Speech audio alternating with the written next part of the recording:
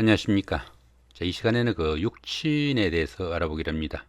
이 육친이라는 것은 요게 일간이죠. 일간이라고 그랬잖아요. 그죠? 요게 연주, 요게 월주, 요게 일주, 요게 시주인데 여기는 이제 조부모궁, 여기는 부모궁, 여기는 자신궁, 여기는 배우자궁, 여기는 자식궁이라고 그랬죠. 자기 자신인 요게 일간이라고 그럽니다.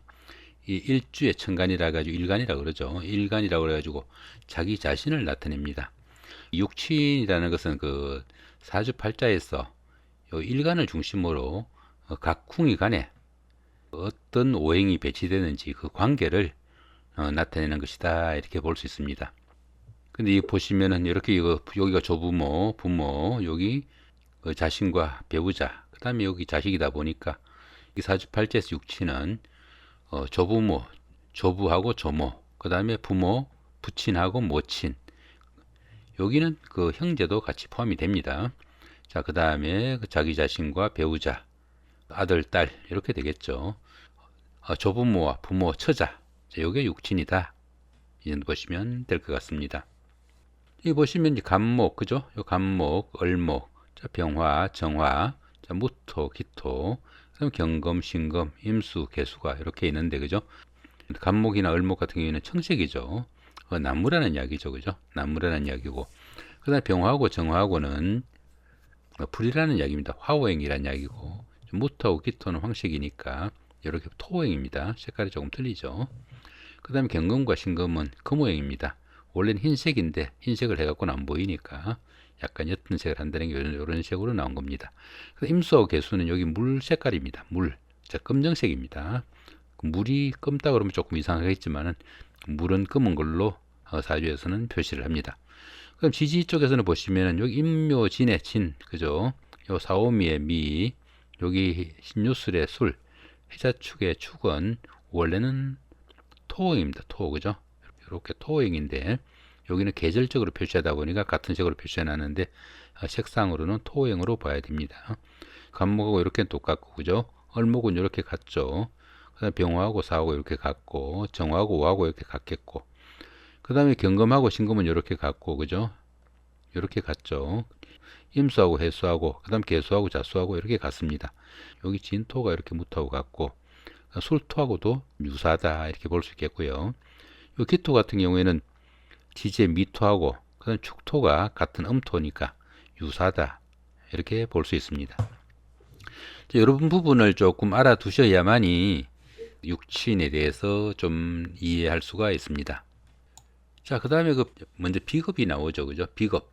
이렇게 비급이라고 나오는데, 그죠? 비급한 게 아니고, 자, 비견과 자, 급제를 줄임말이다. 그렇게 보시면 되겠습니다. 요 앞에 있는 거 간목, 요 간목은 양목이라고 합니다. 양목. 자, 목은 목인데, 양목은 큰 나무, 그 다음에 을목은 화초나 작은 풀이라고 그랬죠, 그죠? 작은 나무. 그 다음에 병화는 큰 물, 태양이라고 그랬죠, 그죠? 태양이라고 그랬고, 여기 정화는 촛불이라고 그랬죠. 작은 불. 이 무토는 태산이라고 그랬죠. 태산이나 사막 같은 황무지, 큰 땅. 그리고 기토는 논밭이나 화단, 정원 같은 작은 땅. 그다음에 경금은 재련되지 않는 원석, 큰 돌, 이 정도로 보시면 되겠고, 여기 신금은 그런 돌이나 원석으로부터 재련 가공해가지고 만들어진 연장이나 보석, 이런 게 신금이다 보시면 될 것 같습니다. 그 다음에 임수 같은 경우에는 강물이나 바다 같은 큰 물을 의미하고, 여기 개수 같은 경우에는 이설비나 시냇물 같은 작은 물을 의미합니다. 결국은 어떻습니까? 앞에 거는 큰 거, 그죠? 나무 중에서는 간목이 큰 거고, 불 중에서는 병화가 큰 거고, 그죠? 흙 중에서는 무토가 큰 거고, 쇠 중에서는 경금이 큰 거고, 그죠? 물 중에서는 임수가 큰 겁니다. 마찬가지로 지지에서는 이렇게 같이 대비하시면 됩니다. 이렇게, 그죠? 앞에 간목 같은 경우는 양목, 여기 뒤에 을목은 음목이라고 합니다. 흔히 그 갑질한다고 그러죠, 그죠? 갑질. 그래서 자기가 크다고 지금 뻐기는 게 갑질이다. 이렇게 보시면 됩니다. 여기는 양화, 여기는 음화, 여기는 양토, 여기는 음토. 지도 마찬가지겠죠. 여기는 양화, 여기는 음화, 그죠? 그 다음에 여기는 그 양금, 여기는 음금. 지도 마찬가지. 여기는 양금, 여기는 음금. 그 다음에 여기는 양수, 여기는 여기 양수가 되겠고, 여기 음수, 여기 음수가 된다는 이야기죠. 이렇게 음양을 정확하게 구분하셔야만이 여기서 보시는 그 육친을 구분할 수 있겠다 이렇게 볼 수 있습니다. 내 자신이 이렇게 갑목이면은 내하고 같은 나무면서 내보다 좀 작은 거, 내하고 성질이 좀 다른 거, 나는 양목이니까 음목이 급제가 되고 내하고 같은 거 똑같이 갑목이 오거나 아니면은 이렇게 임목이 왔을 때는 비견이라고 합니다. 그 다음에 지지로 이렇게 묘목이 오면은 급제가 되고요. 이런 식으로 음양에 따라 가지고 비견과 급제가 달라진다 이렇게 볼 수 있습니다. 자, 목호잉이 이렇게 있으면은 목, 화, 자, 토, 자, 금, 수가 이렇게 있으면은 내가 이렇게 생주하죠, 그죠? 나무가 불을 살리고 불이 흙을 비옥하게 하고 흙에서는 금을 생성하죠. 쇠에서는 물을 생성하고 물은 나무를 또 생주하죠. 이렇게 됐을 때 내가 목오행이면은 내하고 같은 목오행은 전부 다 비급에 해당됩니다. 비견과 급제라고 그랬죠. 그럼 내가 생주하는 거, 이 부분은 식상이라고 합니다. 식상, 식신과 상관이라는 이야기죠. 자, 두 가지를 합해가지고 식상이라고 그러고 그 내가 극하는 거, 요렇게 극하는 거죠. 토오행은 목극토잖아요. 여기는 재성이라고 그럽니다. 재성. 재성에는 그 편재하고 정제가 포함이 됩니다. 그 다음에 나를 극하는 거, 이렇게 나를 극하는 거, 그죠? 여기는 관성이라고 그러고요.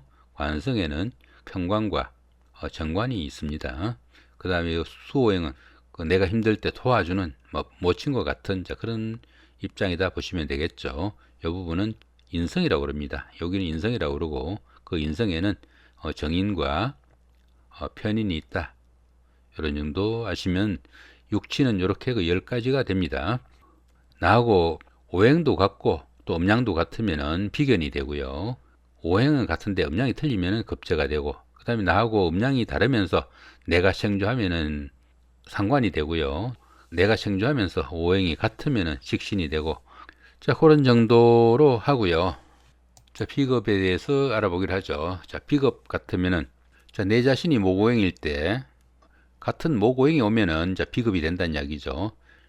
이 명주 같은 경우는 여기가 지금 현재 그 토오행이죠, 그죠? 여기 토오행이잖아요, 그죠? 이렇게 토오행인데 자기하고 같은 이렇게 토오행이 같이 왔을 때 요게 이렇게 비견이 된다는 이야기죠.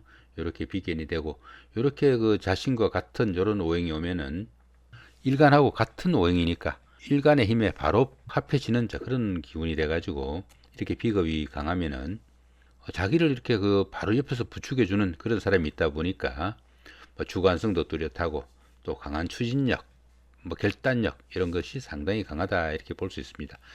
이렇게 그 자기하고 같은 이런 기운이 너무 많다가 보면은 뭐 고집도 강하고 또 유연성이나 융통성이 부족해가지고 뭐 다른 사람들과의 대인관계에서 불협화음도 나타나기 쉽겠고 또 지나친 경쟁심으로 인해 가지고 조금 문제를 나타내는 자 그런 경우도 포함이 되겠다 이렇게 볼 수 있습니다.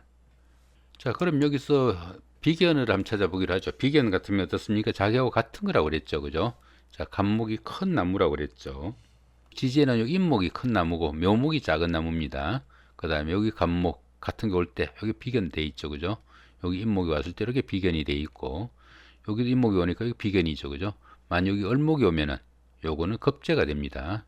겁재가 되겠고 여기도 을목이 오면은 역시 겁재가 되겠죠. 여기 지지에는 이렇게 묘목이 오면은 여기 또 겁재가 됩니다. 자 일단 이 명조 좀 지우고요. 자 갑목을 한번 올려보기로 하죠. 갑목 그죠? 자 갑목이 이렇게 왔죠, 그죠? 여기 자신이 자기 자신이 큰 나무라는 이야기입니다. 자, 월간에 갑목을 한번 넣어보죠. 이렇게 갑목을 넣으면 비견 이렇게 나오죠, 그죠? 이렇게 비견. 그 다음에 여기는 일지라고 그랬죠. 일지에다 같이 이렇게 그 인목을 넣으면은 이렇게 비견이 같이 나오죠, 그죠? 이렇게 비견이 나오고 여기도 인목이죠.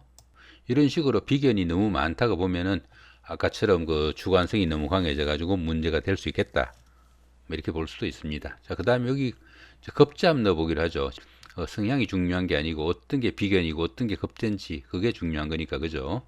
자, 겁재를 한번 넣어보기로 하죠. 을목이라고 그랬잖아요, 그죠? 천간으로 을목. 자, 을목이 오면은 저 거기에 겁재가 된다는 이야기죠. 이렇게 겁재가 되죠, 그죠? 겁재가 되고 연간에도 이렇게 을목을 넣으면은 이렇게 겁재가 되죠. 여기도 마찬가지로 지지의 묘목이 이렇게 오면은 요건 작은 나무니까 이렇게 겁재가 됩니다. 자신과 오행도 같고 음양도 같으면은 비견이 되고요. 자신과 오행은 같은데 음양이 다르면은 이렇게 급제가 되고, 지지도 마찬가지입니다. 지지도 이렇게 그 자신과 음양 오행이 같으면은 비견이 되고, 오행은 같은데 음양이 틀리면은 급제가 된다. 이렇게 볼 수 있습니다. 자, 여기 그 다음 이쪽에 보시면 여기 뭐 정화가 나와 있네. 그죠? 자, 이거 같이 정화를 한번 넣어보기로 하죠. 자기 자신이 정화니까, 이 정화 같은 경우에는 뭐 촛불이나 난로불, 등잔불 뭐 이런 것들이 돼가지고 뭐 자신을 태워가지고 뭐 세상의 온기와 열기를 발산하는 자 그런 기운이다 보니까 당연히 그 봉사 정신도 강하고 또 밝고 화사한 그런 기운에 또 화술도 좀 탁월하다. 이렇게 볼 수도 있습니다. 여기도 같은 정화를 한번 넣어볼까요? 정화가 들어간다면은 비견이 되겠죠. 그죠? 자, 이렇게 하면 비견이 되죠. 그죠? 여기 비견이 되겠고, 여기 만약에 병화가 들어간다면은 자신하고 같은 불이지만은 자신은 작은 불인데 여기는 큰 불이죠. 그죠? 음양이 틀린 경우라 가지고 여기는 급제가 된다는 이야기죠. 보시면 이렇게 급제가 되죠. 그죠? 이런 식으로 자신하고 이렇게 똑같은 음양과 오행이 똑같으면은 비견이 되고, 자신하고 같은 오행인데 이렇게 그 음양이 틀리면은 급제가 된다는 이야기죠. 여기도 마찬가지죠. 여기도 보시면은 사화가 여기 들어가 있죠. 그죠? 사화가 이렇게 들어가면 이 사화는 뭡니까? 양화라고 그랬죠. 그죠? 양화니까 당연히 급제가 되겠죠. 그죠? 이렇게 급제. 마찬가지로 사화가 들어간다면은 급제가 될 테고요. 천간이 정화인데 밑에 오화는 못 옵니다. 근데 만약에 오화가 들어간다면은 자신하고 음양이 같으니까 여긴 또 비견이 되겠죠. 그죠? 보기로 하죠. 이런 식으로 비견이 된다는 이야기입니다. 자신과 음양과 오행이 똑같으면은 비견이 되고요. 자신과 오행이 같고 음양이 다르면은 급제가 된다. 그런 정도는 반드시 알아두셔야 이런 그 육친 관계를 조금 설명할 수 있을 것 같다. 이렇게 볼 수 있습니다. 요 비견 같은 경우에는 자신하고 어깨를 견주는 그런 사이다. 뭐 이렇게 보게 됩니다. 그래서 형제나 친구, 동료 같은 그런 사이가 이렇게 그 비견에 해당되겠고요. 요 급제 같은 경우에는 자신하고 그 음양이 틀리니까 뭐 형제 자매 중에서도 누나나 오빠 이런 정도로 보시면 될 것 같고, 사회적으로는 경쟁자로 보기도 하겠고, 이 급제 같은 경우에는 재물을 겁탈하는 그런 기운이다 해가지고 일간의 재물을 좀 손상하는 그런 기운으로 상당히 안 좋게 보기도 합니다. 요 비계는 까만색인데 급제는 붉은색으로 나와 있죠. 그죠? 자신의 재물을 좀 탈취하는 그런 기운이라 가지고 약간은 안 좋은 그런 십성에 속한다. 이렇게 보기도 합니다. 토행을 한번 해보기로 하죠. 그죠? 뭐 기토를 한번 해볼까요? 자, 기토 같으면은 무토 고면은 뭐가 됩니까? 무토 고면은 자신은 작은 땅인데 무토는 큰 태산과 같은 그런 거죠. 음양이 당연히 틀리니까 여기는 겁제가 된다는 이야기죠. 그죠? 이렇게 겁제가 되겠고, 지제는 뭐가 있나요? 진술 충미가 있죠. 그죠? 자, 미토가 오면은 어떻습니까? 역시 그 음토다 보니까 이렇게 비견이 되겠고요. 여기에 만약에 술토가 오면은 진술 충미 중에서 진술은 양토고 충미는 음토에 속합니다. 술토가 오면은 당연히 그 양토가 되니까 겁제가 되겠죠. 이렇게 그죠? 이런 식으로 그 음양에 따라 가지고 비견과 겁제 구분하는 거 조금 알아두시면 좋겠다. 이렇게 볼 수 있습니다. 이 기토 같은 경우는 어떻습니까? 작은 땅이라고 그랬죠. 논밭이나 전답 같은 작은 땅이라 가지고 좀 환경적인 그런 영향도 좀 많이 받는 그런 스타일이지만은 또 나무가 잘 자라는 좀 비옥한 그런 땅일 수 있겠다. 이렇게 볼 수도 있습니다. 자, 경금이 이렇게 있으면은 여기 같은 경금이 오면은 비견이 되겠죠. 이렇게 오면은 자 비견이 되겠고, 만약에 천간에 신금이 오면은 자 이렇게 겁제가 되죠. 자, 요거를 좀 보면서 하면 좋겠네요. 그죠? 자, 이렇게 보시면은 여기 양음 써놨죠. 그죠? 간목하고 임목은 목오행 중에서도 양목에 속하겠고, 여기 을목하고 묘목은 목오행 중에서 음목이다. 이렇게 보시면 될 것 같습니다. 그 다음에 그 병화하고 사화는 양화에 속하고, 여기 오화하고 정화는 음화에 속한다. 그 다음에 그 무토, 진토, 술토는 양토에 속하고, 그 다음에 기토, 축토, 미토 같은 경우에는 음토에 속합니다. 그럼 경금하고 신금은 양금에 속하겠고, 신금하고 천간의 신금입니다. 천간의 신금하고 지지의 유금하고는 음금에 속한다. 이렇게 보시면 될 것 같고, 그 다음에 그 천간의 그 임수하고 지지의 해수, 양수에 속하고, 천간의 개수와 지지의 자수는 음수에 속한다. 이렇게 보시면 될 것 같습니다. 자, 그 다음에 지지에 어떻습니까? 지지에 보시면은 여기 신금이 같은 양금이죠. 여기 만약 신금이 오면은 당연히 비견이 되겠죠. 그죠? 이렇게 보시면 비견이 이렇게 되겠고, 원래 여기에는 그 유금이 못 옵니다. 근데 유금이 만약에 왔다면은, 유금은 음금이죠. 그죠? 여기 이제 자신은 양금인데, 그죠? 이렇게 음금이 되니까 당연히 겁재가 된다는 이야기죠. 이렇게 음금이 되니까 겁재가 이렇게 된다는 이야기입니다.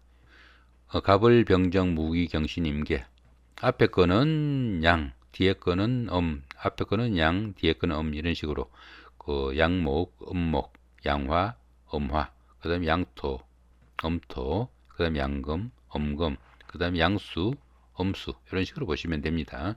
그 다음에 그 밑에 지지는 천간에 대비해 가지고 요 정도는 외워 두셔야 명리학에 뭐 가장 기본적인 거라도 할 수 있다, 이렇게 볼 수 있습니다. 자, 수호형. 자, 개수를 한번 넣어보기로 하죠. 자, 개수를 이렇게 넣으면은 여기 자기 자신이죠. 그죠? 개수 같은 경우는 뭐라고 그랬습니까? 작은 잔의 물이나 이슬비 같은 그 맑고 순수한 그 여린 성정의 물이다, 이렇게 볼 수 있습니다. 같이 여기 개수가 오면은 당연히 비견이 되겠죠. 그죠? 같은 개수가 이렇게 오면 당연히 비견이 되겠고, 또 지지에 만약에 자수가 오면은 여기에 자수를 한번 넣어볼까요? 자, 자수 넣으면 뭡니까? 역시 비견이 되겠죠. 그죠? 자, 이렇게 역시 비견이 되죠. 만 여기 해수가 오면은 양수에 속하죠. 그죠? 양수에 속하니까 자기는 음수잖아요. 그죠? 겁재가 된다는 이야기죠. 보시면은 해수가 이렇게 오면은 당연히 이렇게 겁재가 되죠. 이런 식으로 음양에 따라 가지고 여기 비견과 겁재 구분하는 거, 뭐 상당히 쉬운 것 같으면서도 이 부분 상당히 많이 헷갈립니다. 잘 연습하셔 가지고, 이건 뭐 어려운 거는 아니니까 한눈에 이렇게 보고 어떤 게 음인지 양인지 구분하는 것 정도는 알아두셔야 하겠다, 이렇게 볼 수 있습니다. 자, 이렇게 오늘은 그 천간과 지지에 대한 음양 좀 살펴봤고요. 그 다음에 비견과 겁재 구분하는 법, 그 정도 알아봤습니다. 고맙습니다.